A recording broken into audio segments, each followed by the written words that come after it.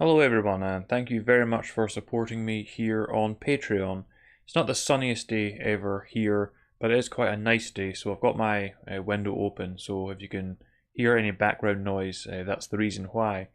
Now the subject of this video is going to be a bit more speculative than my previous two backer exclusive videos, because as the title says, I want to talk about the gods beneath God, or the supposed gods beneath God. Now my webcam seems to be flickering a bit, as you can see. I have no idea why it's doing that. It doesn't seem to be too bad, but it usually doesn't flicker like that. So hopefully that's going to be bearable to those of you watching. But in order to begin this little monologue, I want to switch to an illustration of reality that I've used several times before. This illustration. So you can see that this illustration demonstrates the way I typically lay out reality, where you've got spirit consciousness up here, the highest manifestation of reality, then you have the ethereal here, then the mind, then the physical body. Now of course, when we're incarnated in mortal form, we exist on all of these levels, but we are fundamentally spirit consciousness. That's what we fundamentally are.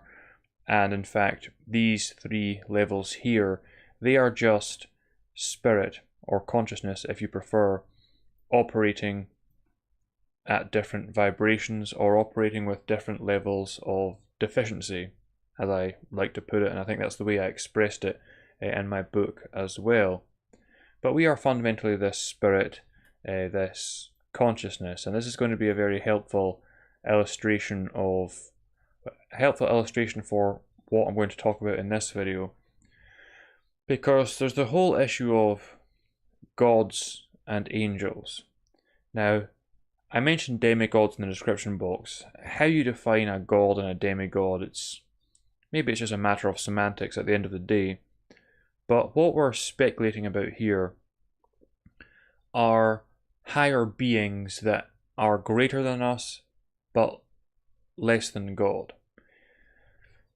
Now, everything that exists is consciousness, fundamentally, no matter what physical form it exists within, no matter what kind of mind it has, and no matter what ethereal form it has. And again, ethereal is, as I say in that image there, it's sometimes called the phantom or the astral form.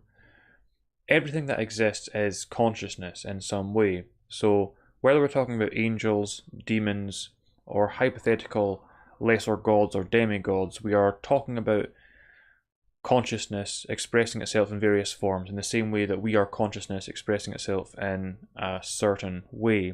So that has to be understood from the very beginning. Now in my book I do explain angels and demons, and I explain them as being souls the same as ourselves. There are multiple things said about angels throughout the biblical texts, and the first thing that anyone will tell you about angels as they appear in the Bible, or as the word is used in the Bible, is that the word just means messenger, and that is absolutely true. But as I explain, angels and demons are just souls like ourselves in different states of being. If a soul is enlightened, then they are necessarily of an angelic state of being, whether they exist in mortal form still or whether they do not.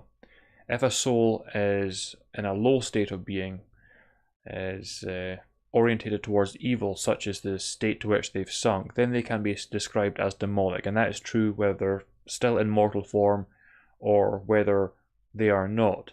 And in the book I give some examples from the biblical scriptures to really illustrate this, because that's really the only perspective on what angels and demons are that makes sense of every biblical account of those entities. For example, in the book of Hebrews, the author mentions that sometimes individuals entertain angels unawares, which doesn't make sense if you only imagine angels as being these disembodied ethereal entities that are quite different from ourselves. Now,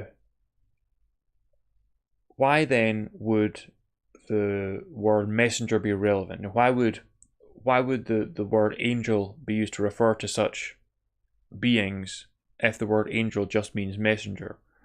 Well, it's quite simple. It's because when an individual is of an angelic state of being, they necessarily serve as messengers of God. When a soul has been saved, to use Christian terminology, or when a soul is enlightened, they naturally seek to spread that message to others, and therefore they are by default messengers. Whereas demons, being the opposite of angels, they are not. They bring chaos, they bring destruction, they bring deceit with them. They do not bring the truth in the same way that the angels do, and that's why angels are called messengers.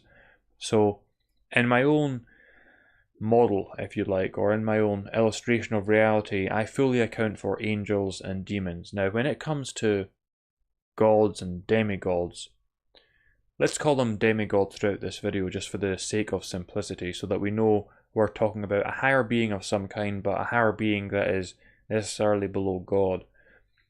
I have my ideas about demigods, and that's what I'm going to share in this video, but it's really, those ideas are not really set in stone as so many other things are. And in fact, this is something I've never talked about here on YouTube at all. But I know a lot about this subject, despite the fact I haven't talked about it.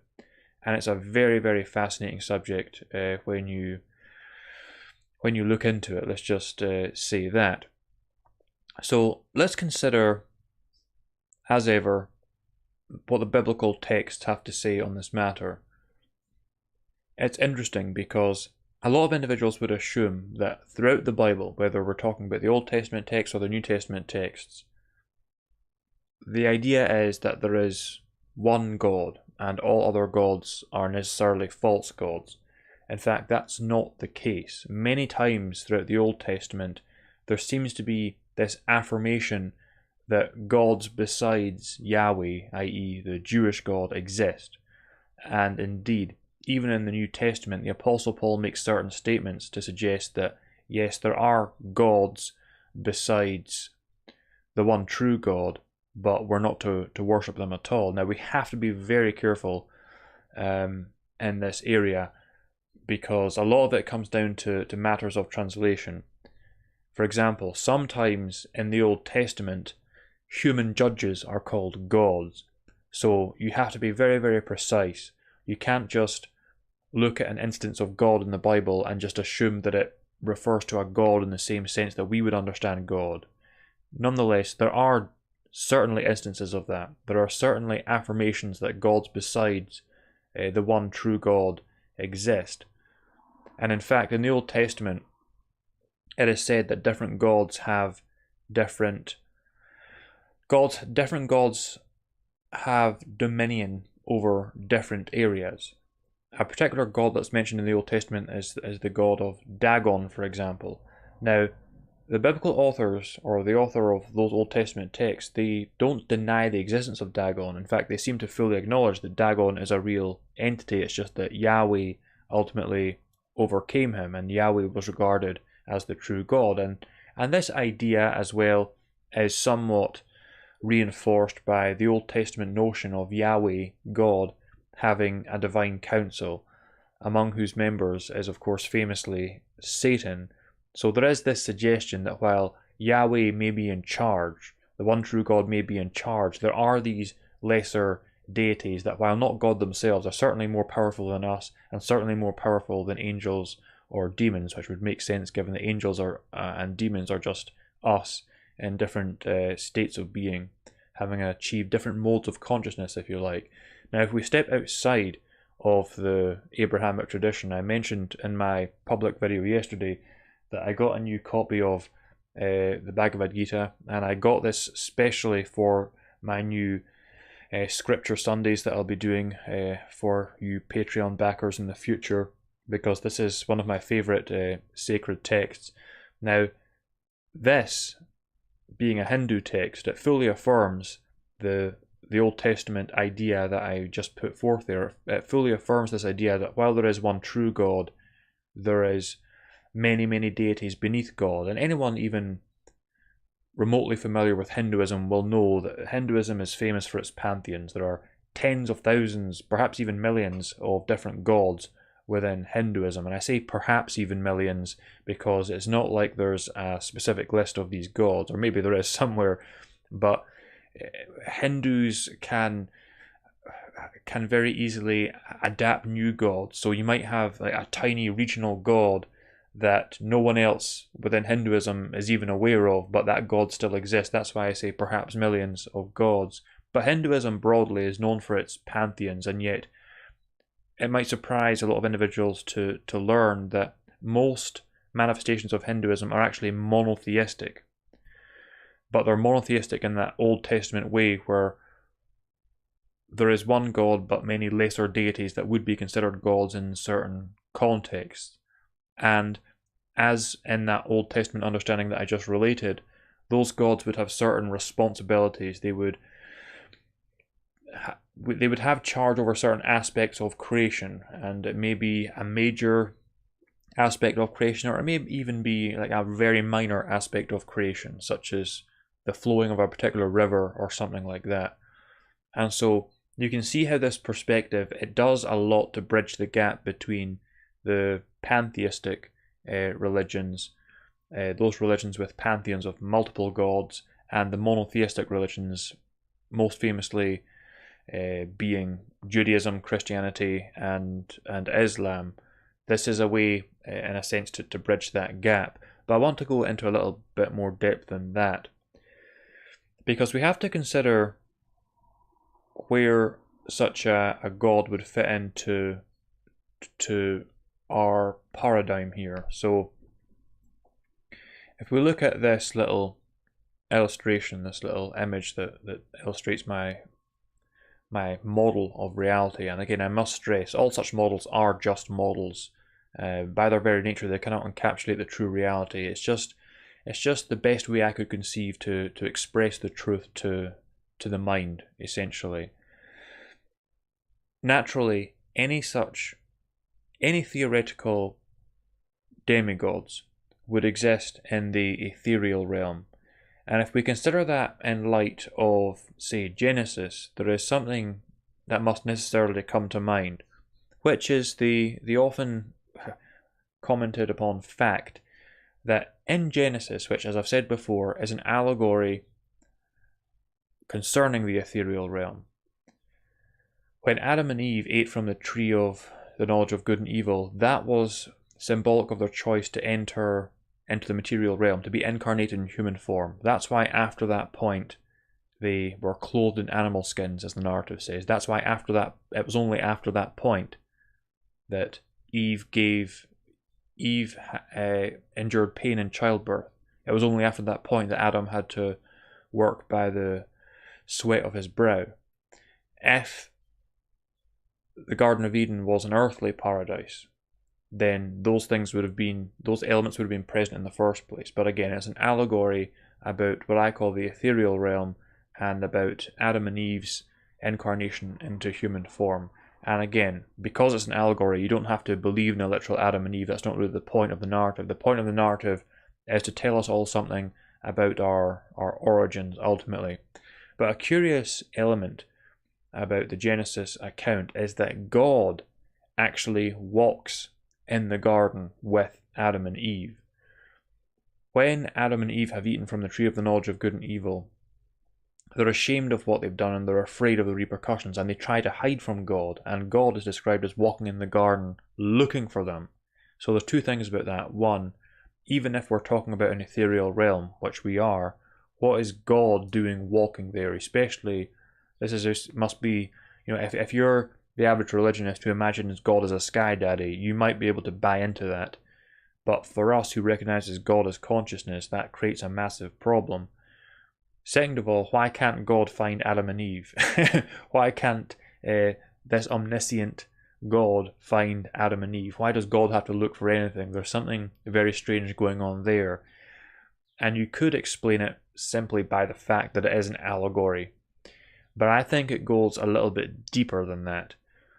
I think it's possible that the God that's being described there is not the ultimate God as we and later monotheistic religions would understand God, because it has to be remembered that these elements within the Old Testament, such as Yahweh's divine counsel, They are echoes of an early pantheism that was practiced by the Israelites themselves. It's not just there for no reason. And that's why, as you read through the Old Testament scriptures, you'll see those elements gradually being phased out until you get to the New Testament. There's not a single mention of Yahweh's divine counsel.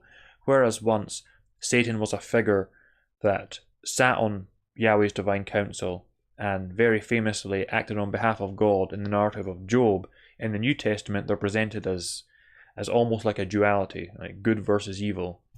But despite what people claim, the Bible never presents Satan as being a threat to God. A lot of individuals imagine a very dualistic picture where God has 50% of the power, Satan has 50% of the power, and there's a big question hanging over who will win. The Bible never presents that. God always has the victory in the Bible. But we see monotheism encroaching throughout the pages of the Bible, throughout the scriptures of the Bible. The point is that Genesis being the first book in the Bible, there's no telling what exactly its author might have meant by having God walk in the Garden of Eden in the way that he does there. However, one can derive many clues or ideas about what's going on there, and of course the ancient Gnostics certainly did, because what the Gnostics concluded, of course, was that the Old Testament Yahweh was not the true God. And I say Gnostics again, when we're talking about the Gnostics, we have to speak very broadly. Some Gnostic groups concluded that, and this began with the proto-Gnostic Marcion in the 1st century. He's called a proto-Gnostic because he had Gnostic ideas before Gnosticism is recognized as existing in history. Well, he came to the conclusion that the disparity between the Yahweh of the Old Testament, who was known as a very vengeful God, and the all-loving nature of the Father of Jesus, he concluded that was due to the fact that they were in fact two separate entities.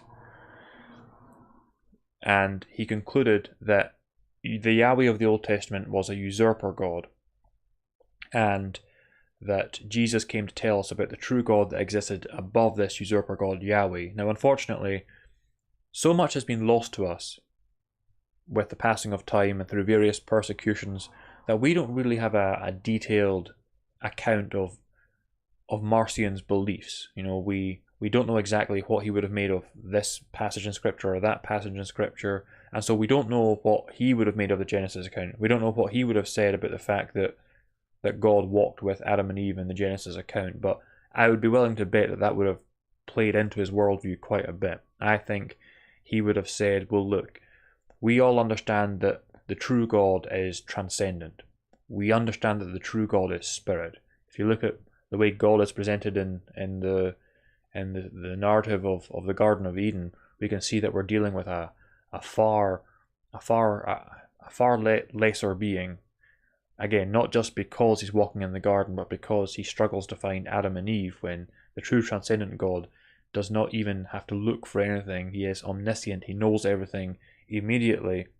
And so Marcion's line of thinking, eventually, we don't know the historical lines exactly, how Gnosticism arose. We don't know how directly responsible Marcion was. What we can say about Marcion is that he was the first figure we're aware of to really express such ideas. But such ideas arose very understandably because the apparent dichotomy, and I say apparent because not everyone sees a problem with this, not everyone perceives a dichotomy at all, but this apparent dichotomy between the warlike Yahweh of the Old Testament and the loving God of the New Testament, this is something that has troubled Christians from the very beginning. And so that's why I say that it's understandable that ideas like Marcion would arise. In my book, I present an alternative idea, which is that it's not that we're dealing with two different gods here. It's just that we're dealing with two different conceptions of God, with that conception evolving over time. So the Iron Age Israelites, being a warlike tribal people, they would naturally understand God in the form of a deity like Yahweh, who was a war god. That would make sense for an Iron Age culture like Israel. Whereas Jesus came along, and being a great mystic, having a powerful connection with the transcendent God, he was able to bring a greater revelation than Israel had ever had. And the problem for those who would side with Marcion and the Gnostics generally in claiming that the God of the Old Testament is different from the God of the New Testament, the problem that I don't know how they overcame it, or perhaps they just, okay, we'll get back to this in a moment. But the problem is, the biggest problem they have is that Jesus himself fully affirmed in the Synoptic Gospels and even in the Gospel of John. The Gospel of John is often accused of being anti-Semitic, anti-Jewish, but even in that, Jesus affirms that the Yahweh of the Old Testament, the Yahweh that the Jews worshipped, was the same God that he worshipped. And that's a major problem for proponents of Marcion's theory, or whoever is proposing that the Old Testament Yahweh is different from the New Testament God that Jesus came to talk about. How they would get around that, I'm not sure. But then again, from what we know, Marcion had in his canon, and another thing that's very famous about Marcion, or another thing that Marcion is known for, is that he was the first we know of in history to compose a Christian canon. And from what we know, Marcion's canon involved a shortened version of the Gospel of Luke and certain letters of the Apostle Paul. So we don't know exactly what scriptures he had, and it's possible that what scriptures he had didn't actually, and the form of those scriptures, again, a shortened version of the Gospel of Luke. In what way was it shortened, we don't know. But it's possible that the scriptures he had did not actually present a problem for the idea that the God of the Old Testament was different than the God of the New Testament. And actually, the Apostle Paul may actually have fully reinforced that idea, because there are certain things that the Apostle Paul says in the New Testament that are very, very strange and that are deliberately overlooked by most of mainstream Christianity because they are so, well, let's just say what the Apostle Paul implies would be rather disturbing to most Christians. So I'll give you one example here that I've got. In fact, I'll give you two examples. So I've got them lined up here. So listen to what the Apostle Paul writes in Galatians 3:19. Why then the law? Question mark. So he's referring to the Mosaic law. He's referring to the law that in the Old Testament Yahweh gave to Moses atop that mountain. So the Apostle Paul says, in explaining, how the Spirit supersedes the law, he says, why then the law? So he's basically saying, look, if we have the Spirit now through Christ, then what was the point of the law all along? And he says, it was added because of transgressions, until the offspring should come to whom the promise had been made. And it, the law, was put in place through angels by an intermediary. The law was put in place through angels by an intermediary. But the Old Testament says clearly, and no one disputes this, that Yahweh himself gave Moses the law atop the mountain. The Apostle Paul here is saying that the law was put in place through angels by an intermediary. Now, the way that mainstream theologians explain this is that they say, well, the intermediary being referred to there is Moses, which doesn't seem right with the way the sentence actually runs, but it could be until you look at the next verse. But let's consider that interpretation. So again, let's imagine that the word intermediary there is referring to Moses and not some other mysterious, and not to Yahweh himself. Why then the law? It was added because of transgressions, until the offspring should come to whom the promise has been made, and it was put in place through angels by an intermediary. See, it doesn't really make sense for that to be Moses. It was put in place through angels by an intermediary. It doesn't seem to ring true that that would be referring to Moses, and especially not when you get to the next verse, because the Apostle Paul continues. Now, an intermediary implies more than one, but God is one. So very clearly, whatever the Apostle Paul is referring to here, he's referring to something of the divine. Because let me read those two verses like one after the other now, so they flow as they should. Why then the law? It was added because of transgressions, until the offspring should come to whom the promise has been made, and it was put in place through angels by an intermediary. Now, an intermediary implies more than one, but God is one. So, what the Apostle Paul is saying is that the law was put in place through angels by an intermediary, but he immediately wants to clarify that even though he wants to clarify that this intermediary does not imply that God is divided. Therefore, the intermediary I've said that word so much now it's become like gibberish to me. Intermediary is not a problem in that regard, because God is still united despite the existence of this intermediary. So the idea that the intermediary in question here is Moses, it really doesn't stand if you read on to the next verse. Whatever the Apostle Paul is referring to here is clearly some kind of higher being, but he's attributing that higher being, he's saying that higher being was the one that gave the law. Again, even though the Old Testament says that the law was given by Yahweh himself, gets even stranger in certain other verses. So Acts, let's look at Acts 7:5-2. Now, this individual speaking is, in fact, Stephen,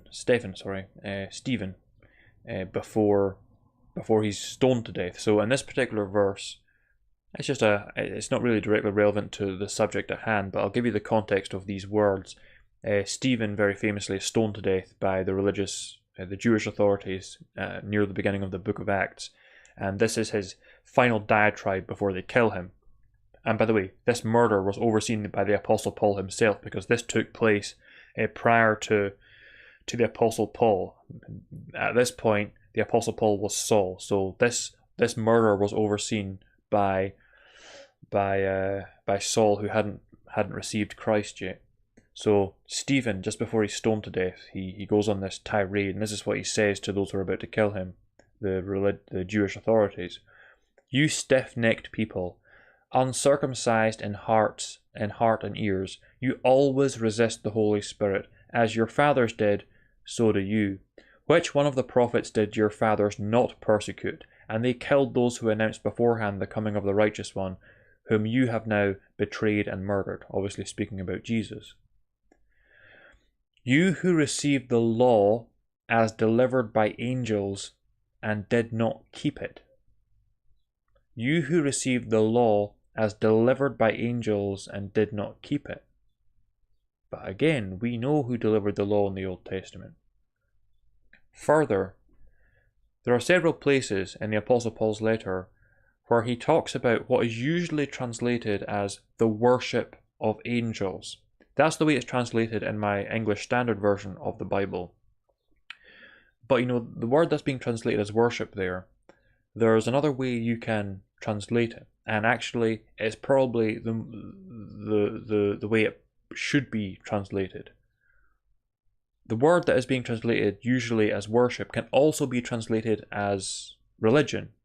So rather than the Apostle Paul warning against the worship of angels, he could equally be warning against the religion of angels, which, given these verses, would seem to be referring to the Mosaic Law, that which again was supposedly handed down by Yahweh himself. So the question becomes, how exactly did the Apostle Paul understand Yahweh? That's the question, and that's why I say, because Marcion had a shortened version of the Gospel of Luke, and because he had letters from the Apostle Paul, not only might that shortened version of the Gospel of Luke not have presented any issues for his idea that Yahweh was a different God than the God of Jesus, those letters of the Apostle Paul that he had, they might have fully fueled that notion. In fact, he may have derived that notion from the Apostle Paul because of these kind of strange statements that are littered throughout the Apostle Paul's letters. There is something very, very strange going on. And what it amounts to is an idea that the Mosaic Law was not in fact the ultimate law of God, but was just a temporary thing. And whatever way you look at it, the Apostle Paul fully affirms that the law for the ancient Israelites was only temporary until Jesus came. He describes it as a caretaker that was there until Jesus came. But there's also this hint that this caretaker that was there until Jesus came, this law, it wasn't actually from God at all. It may have come on behalf of God, but it was actually put in place by angels working for some lesser deity, some demigod of some kind, if we want to use that term throughout this video, as we chose to at the beginning. So within the pages of the New Testament, there is something very strange going on. There are certain hints that there is more to the picture than most Christians would think. What it is, I have no way of knowing. This is the kind of understanding that is quite beyond us now, because we don't have enough material to go on to really get a full picture of what these people were thinking exactly. And another question, of course, is the question of how literally we should be taking any of this, regardless of what our perspective is in it. If we're going to suppose the existence of demigods in the ethereal realm, demigods that perhaps do have some measure of responsibility over different aspects of creation, how literally do we take that? And Satan is a great example of why I question how literally this should be taken, because I point out in the book, and I've argued at length before, that Satan is nothing more than a personification of egoic desire, of base desire. It's very clear that that's what the figure of Satan is throughout the Bible. No matter what instance of Satan you look at, you can very clearly tell that it's a personification of one's own natural desire. Great example is in the Gospel of John, when Judas is eating with Jesus and the other disciples. Right before he leaves the table to hand Jesus over, to go and betray Jesus to the Jewish authorities, the narrator says that after Judas ate some bread, well, Jesus hands Judas a piece of bread. Judas eats the bread, and then the narrator says that Satan entered into him, and that was Judas's own egoic desire. That was the point where he made that decision to betray Yeshua in the way that he did. And we can be certain of that, especially when we cross-reference the Gospel of John's account with those of the Synoptics, because the Synoptics make absolutely clear that Judas betrayed Yeshua for money. And in fact, the Gospel of John also hints at the fact that the motivation of Judas was greed, because there's a point, remember, where Judas complains that this Mary is anointing the feet of Jesus with this expensive nard, and Jesus rebukes him for complaining about that. And the narrator says at that point, Judas said this not because what Judas says at that point is, why is this perfume, why is this nard, why is it being used in this way? Why did we buy this nard to anoint your feet when we could have sold the nard, got money, and give it to the poor? And the narrator specifically says that Judas said this not because he cared about the poor, but because he was a thief and would help himself from the money bag. So in the Gospel of John 2, it's hinted that Judas' moral failure was fundamentally that of greed. And that's probably why he handed Jesus over to the Jewish authorities. It was for those 30 pieces of silver. He was just a greedy individual, ultimately. And so the role that Satan plays in the betrayal of Jesus is merely as a personification of Judas' own internal desire. And you can take any passage that features Satan in the entire Bible, Old Testament or New Testament, and you can see very plainly how how Satan is fulfilling that role there as well, as a personification of a soul's own egoic desires. So when we start considering other ideas like the demiurge, again, this idea that there is some kind of usurper god, when we start talking about demigods of various kinds, there's a question over how literally those should be taken, given the way that Satan is used, is very clearly a personification of something within ourselves. But then the question becomes, where is the line drawn between the two, you know? Okay, so if you ask yourself the question, this is why these videos have to be behind the scenes, because everyone would have switched off if this was a public YouTube video. But see, these backer videos, they really allow me to think out loud to some degree, and to just take my time and go on however many tangents I like, and just really reflect upon these things. So if you ask the question, is Satan real? Now, what's the answer? Well, it has to be yes, because although Satan is very clearly in the scriptures a personification of something that most would identify by other terms, that he is a personification of real phenomenon makes Satan real, you know? Is he a 7-foot red figure with horns and a pitchfork? No, that's medieval imagery. But he is real in the sense that he represents very real phenomenon. Again, base desires like greed and envy and things like that. That which tempts a soul away from the path of righteousness, away from holiness. So he is real in that sense. But if Satan is real in that sense, then what do we say about other supposed demigods? What do we say about a supposed demiurge? Perhaps even the same demiurge who walked with Adam and Eve in the ethereal realm in the Garden of Eden. What do we say about them? Because it seems strange to say that, okay, Satan is a personification of certain things, but to say, well, these other entities, well, no, they exist in a far more literal sense.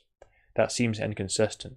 Though, mind you, what has always been of interest to me is that the Gnostic groups that I've seen, the Gnostic groups whose texts I've read, they never mention Satan. They don't mention him at all. And some might be tempted to think that, well, they have the demiurge, don't they? You know, the Gnostics don't need the figure of Satan because they have the demiurge who essentially functions as their Satan. But that's not even true. The demiurge is not a Gnostic equivalent of Satan. The demiurge has a very different function than Satan does. See, the demiurge... Okay, the concept of the demiurge comes directly from Plato. The word demiurge just means craftsman. Now, in Plato's conception of the demiurge, he was the creator of the world, but he wasn't malevolent as he so often was in Gnostic mythology. That was just his purpose. He was the creator of the world. Now, in some Gnostic groups, he was just quite neutral, in the same way that Plato's demiurge was quite neutral. In some, he was just really dumb. In some, he was insane. In some, he was evil. But in no case that I've ever seen does he fulfill the same role as Satan.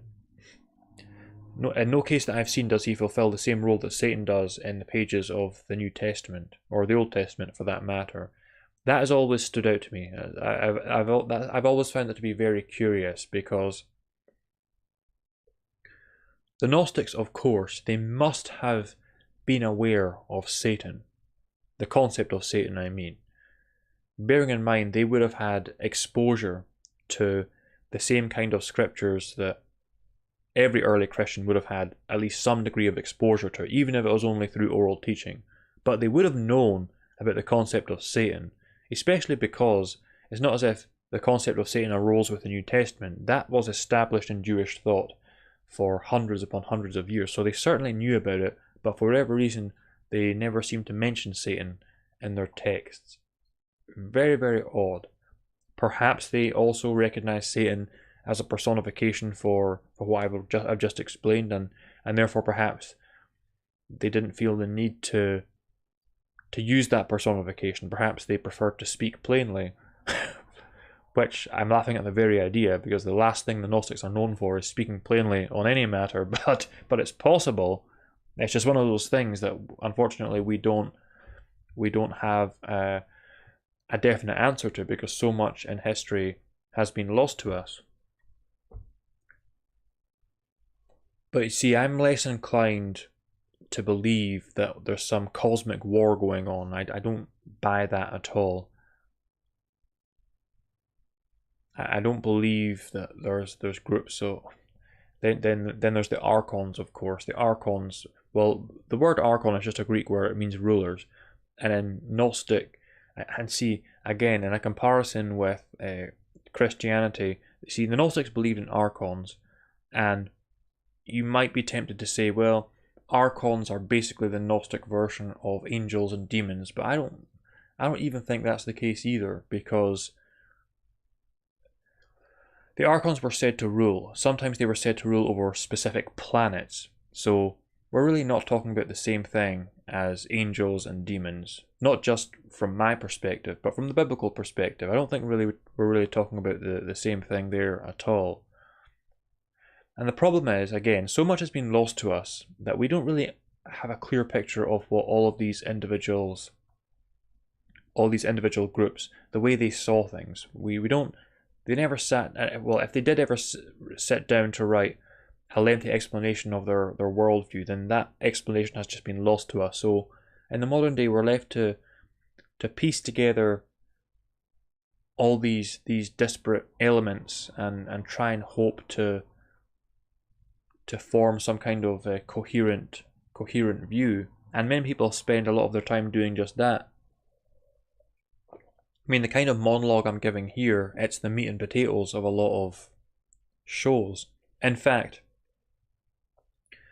the title of this particular video, The Gods Beneath God, that's actually a play on something called The God Above God, which is the name of a Gnostic show. And this kind of subject matter is the kind of thing they talk about constantly. See, I'm less inclined to talk about this kind of thing often, because it's in many ways it's the antithesis of the experiential spirituality that I emphasize, because you can't do anything in this area but speculate, especially when it comes to the historical side of things, because so much of that history has been lost to us. So you're left to speculate, and as entertaining as it is to the mind, certainly in spiritual terms, it's not very fruitful. It's not very useful. But the fact that God walked with Adam and Eve in the Garden of Eden, regardless of the fact that that whole narrative is clearly an allegory concerning the ethereal realm, even with that, it's a very strange thing.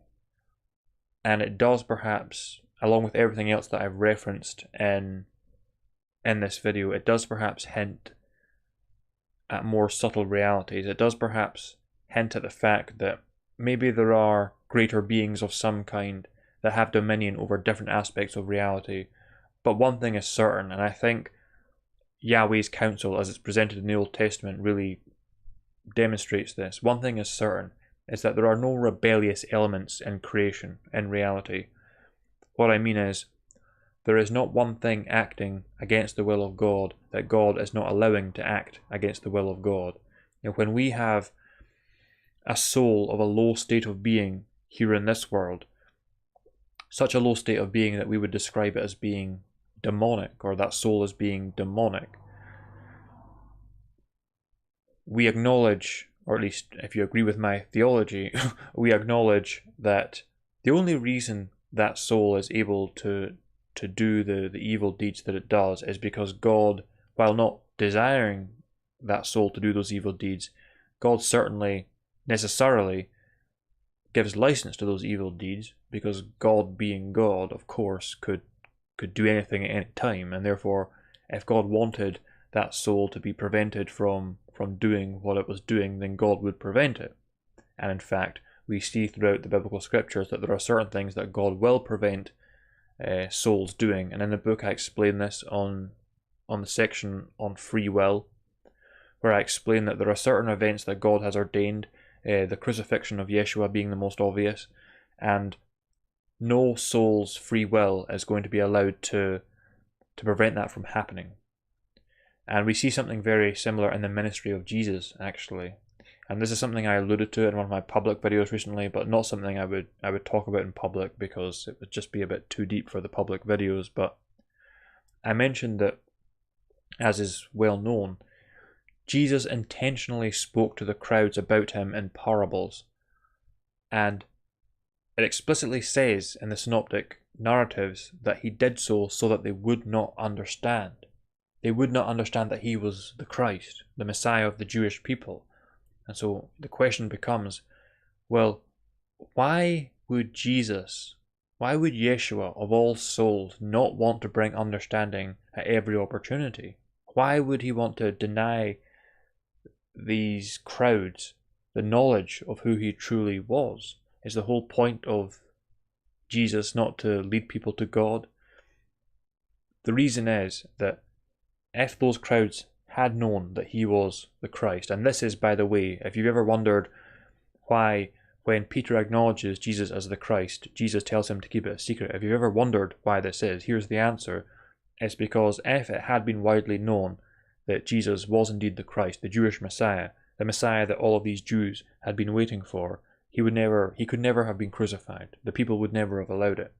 So Jesus withheld that knowledge from them until he had gone to the cross and was then resurrected. At that point, it was right that they believe in him, but until then, they couldn't believe in him because they would have prevented his crucifixion. It's very important. And so there's a lot going on here, very clearly. There's a lot lost to us in history, which I know can be enormously frustrating. And it's interesting to speculate about, which is what I decided to do today. As I said at the very beginning, that this video is going to be much more speculative than the kind of content I typically make for you backers. But the reason I decided to talk about this subject today is because it's just, I felt led to, essentially. I just felt led to. I quite often decide what subjects I'm going to talk about just based on what I feel led to talk about ultimately. But I want to kind of circle back to the very beginning here and talk about the ultimate God once again. The ultimate God being here. Spirit or consciousness, that's the very essence of God. And as I explained last week, we have to be very careful what language we use to describe God. So,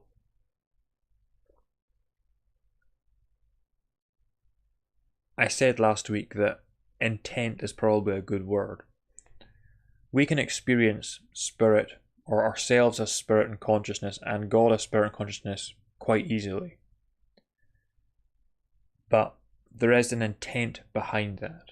We are not like those of the merely introspective paths who experience something of spirit, experience something of consciousness, experience themselves as this thing, and then conclude, well, that's it. Any deities or gods that might exist, they are manifestations on this level, but this is the ultimate in reality. No, what we say is there is an intent here, and we would call that God. An intelligence, and again, the Bhagavad Gita says the very thing, despite the fact that it's a scripture that would be revered by those on the introspective path. In fact, I use a certain way of defining things in my book, because I sometimes use the word personhood to refer to an egoic identity, because that's quite often what the word means, quite simply. But in the book, and this was actually a very late change in the book, I didn't have it this way previously, but before this change, but In the book, I define it differently. I define it far more broadly and far more vaguely. Because what I point out in the book is that although the word personhood can be used to refer to an egoic identity, it can be used in a far broader manner. So, for example, when Christians talk about the doctrine of the Trinity and when Unitarians argue against them, the whole debate centres around personhood and persons, namely the question of whether God is three persons or God is one person. Now, of course, in those contexts, the word person and personhood is not being used to refer to an egoic identity, because even religionists understand that God does not have an egoic identity in the normal sense. The definition of personhood in those contexts is that of what I describe in the book as, let's say, a singular intelligence. We're using language to describe God that's a bit... It's the best I can come up with. A singular intelligence. Oddly enough, the Bhagavad Gita uses that same terminology when it's translated into English usually. It talks about God as the supreme person. Again, person referring not to an egoic identity, but to a singular intelligence. And so while last week I said, maybe as far as we should venture is to say that this here has intent, and whatever is behind that intent we call God. As in my book, perhaps we can go further, as the Bhagavad Gita does, and say God is a person in the sense that he, she, or it is a singular intelligence, not in the sense, of course, that God has an egoic identity. And the Bhagavad Gita is right, of course, in saying that God is the supreme person. And there's a reason it emphasizes the word supreme person. It's because we, of course, as souls in mortal form, most souls in mortal form, we take ourselves to be singular intelligences ourselves. And we have our egoic identities. But any idea of ourselves as an independent intelligence and the accompanying egoic identities, as I explain in the book, they are always going to be substitutes for God himself. No matter how refined an egoic identity might be, of course, there is a difference between the kind of egoic identity that a murderer has and the kind of egoic identity that a really holy, pious individual has. But they are still egoic identities, and therefore they are still necessarily substitutes for the only true person that exists, namely God. And because we, as souls, are portions of this spirit, portions of this consciousness, we are not to have any substitute for the supreme person, as the Bhagavad Gita puts it, the supreme person of God. This is why Jesus said we must die to ourselves. We must die to our egoic identities and to the idea that we are isolated individuals. In the context of this discussion, this idea that we are isolated intelligences. Fundamentally, we are not. We are portions of this great intelligence here, the supreme person, as the Bhagavad Gita puts it.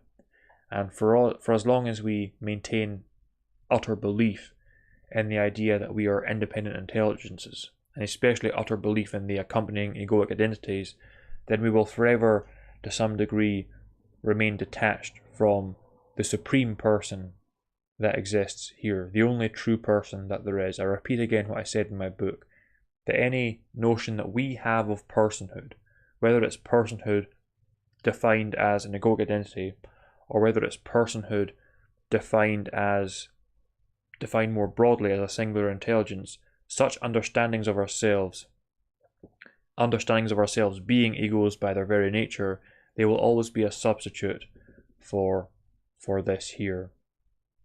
And for as long as we have such a substitute, or for as long as we believe in such a substitute and empower such a substitute through our focus and through our will, we will always be deviating from the will of God, because we are not in alignment with the will of God, because we believe ourselves to be separate from God in that way.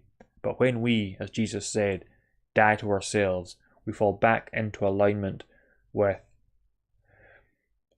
the will of the Supreme Person, with the will of the only true person, the only true intelligence that there is, namely that thing we call God.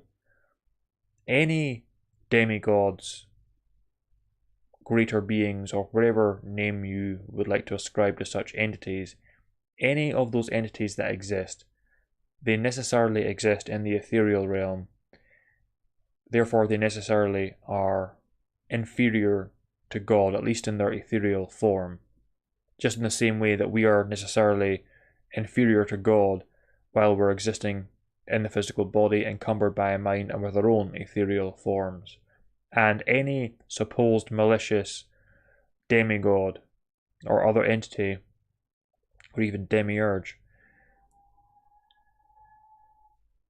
any supposed malicious entity here, as with everything else, as with souls that have gone astray and have become very destructive, they must at the very least be operating under the license of God. Maybe not the approval of God, but certainly the license of God, because as with everything else, if the Supreme Person here, if the Supreme Intelligence here wanted it to be otherwise, it would be otherwise. And so, just as we can acknowledge that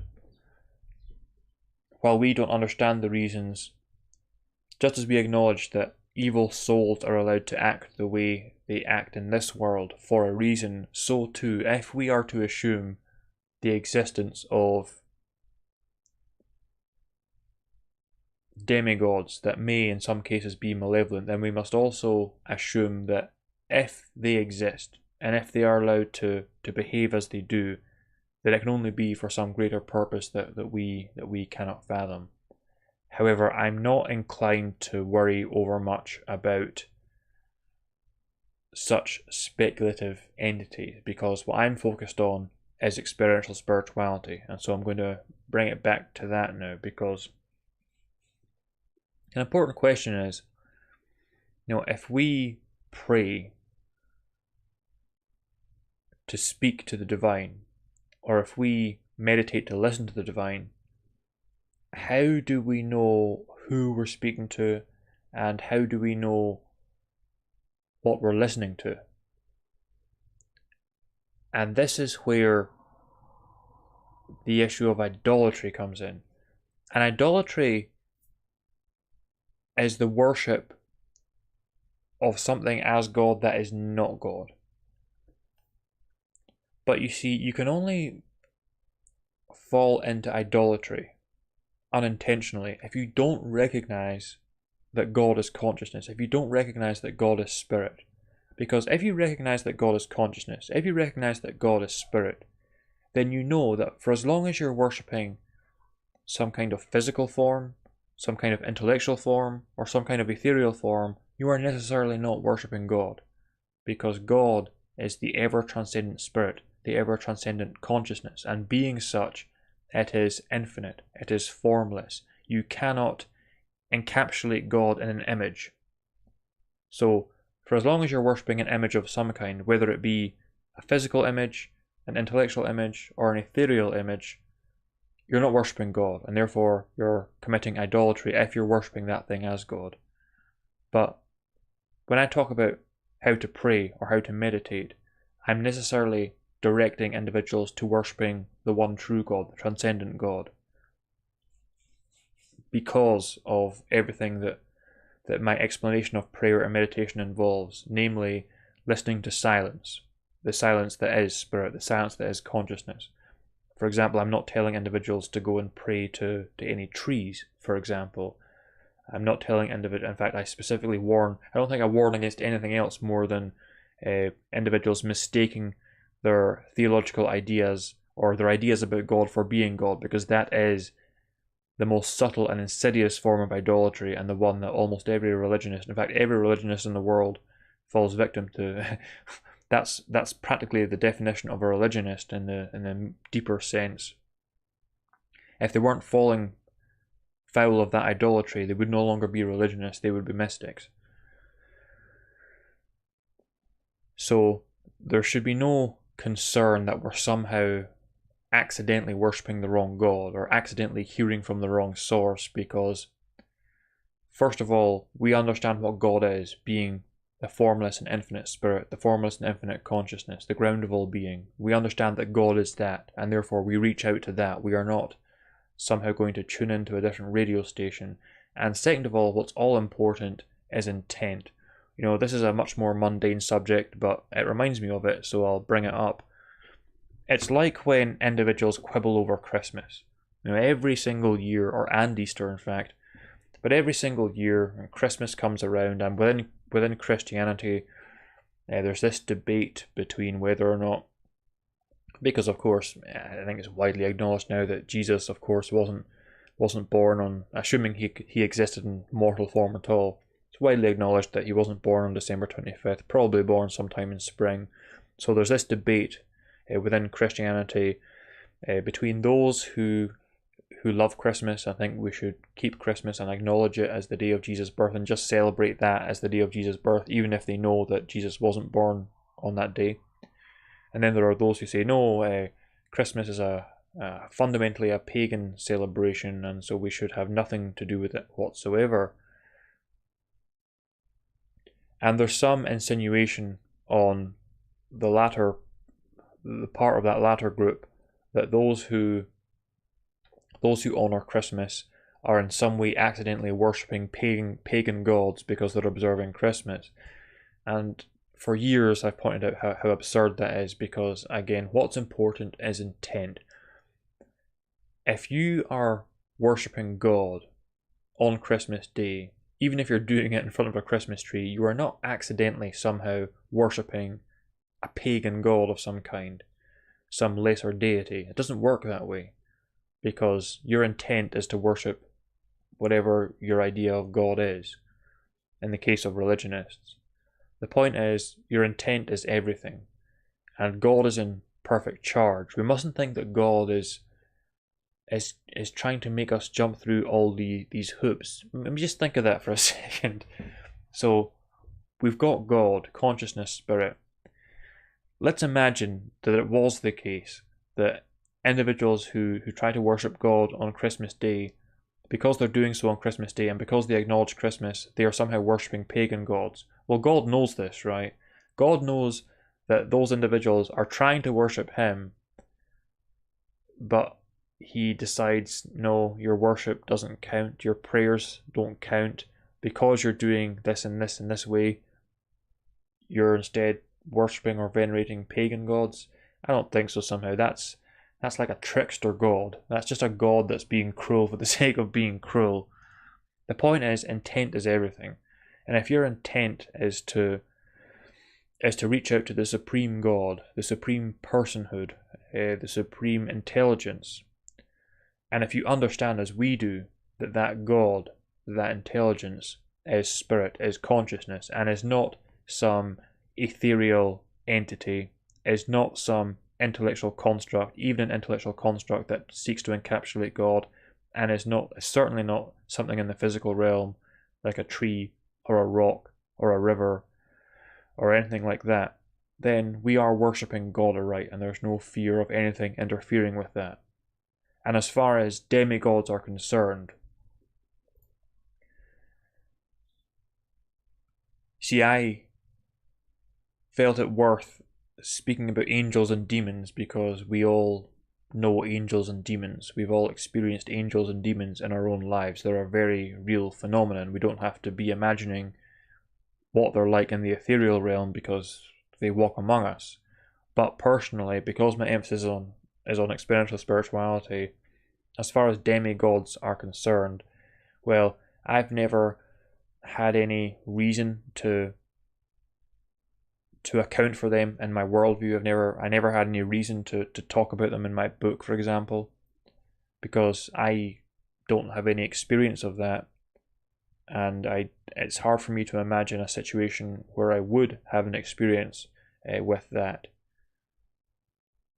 I think, honestly, if I was to speculate further, and why not, I think that those that would have an experience of demigods, should they exist, I think they would be those who have had a more convoluted spiritual journey, who have had a more confused spiritual path.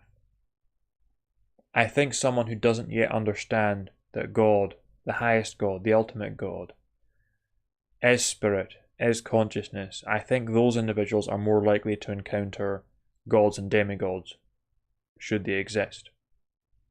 Because if one doesn't understand that God is fundamentally spirit, if one doesn't understand that God is fundamentally consciousness, then that will lead you into all kinds of other areas. And if you don't know that God is spirit, if you don't know that God is consciousness, if you were to encounter some kind of ethereal form, you could easily be deceived into believing that that was the absolute.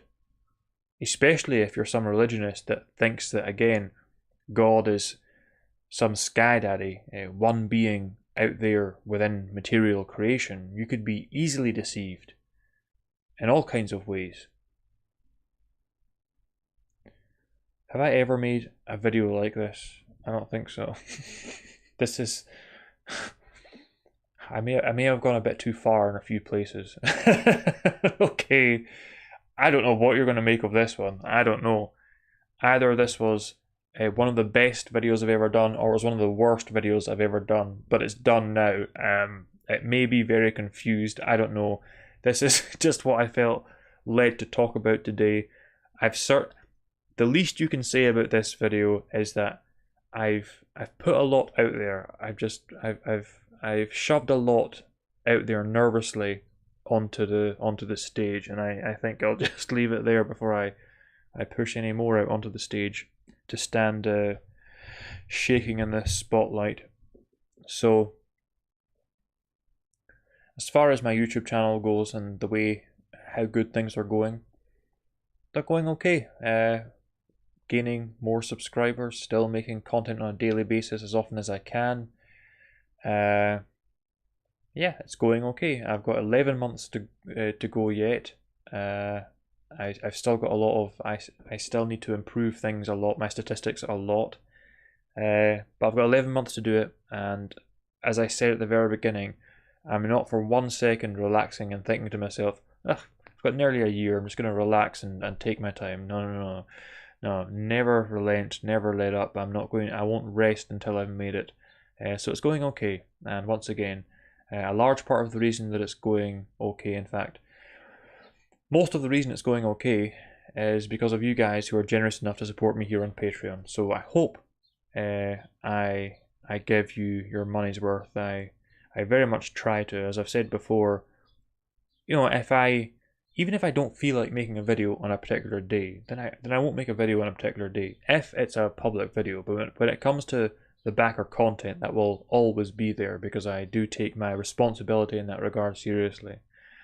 So once again, thank you very much for supporting me here on Patreon. I hope you enjoyed this video. Even I don't know what I think of this video yet. But God willing, I'll be back tomorrow for my public video because it's Thursday tomorrow. So that's it. I better leave it there. Thank you very much.